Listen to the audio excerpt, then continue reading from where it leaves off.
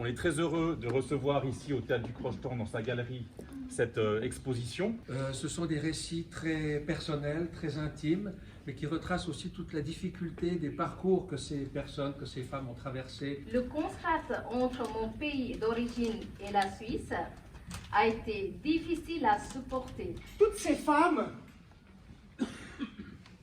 pour pouvoir arriver jusqu'ici, elles ont fait des trajets inimaginables. Et je pense qu'on ne peut que relever le courage de ces femmes, femmes qui, de façon générale, dans l'intégration, jouent un rôle important parce qu'il s'agit de leur intégration, mais souvent aussi l'intégration de toute la famille qui passe par ces femmes. Le parcours extraordinaire de ces 10 femmes migrantes montre ce cheminement vers la construction d'une identité propre, riche et unique, avec des appartenances multiples. Et puis leur dire aussi qu'elles peuvent être fières de ce parcours, qu'elles peuvent être fières des difficultés qu'elles ont traversées. L'atout d'une exposition telle que celle que nous voyons aujourd'hui, Migration, voix de femmes, est de mettre des visages sur les chiffres et les indicateurs, de mettre en parallèle les analyses finalement qu'on sort et les perspectives de vie. Grâce à ce livre, Migration, voix de femmes, les Suisses peuvent découvrir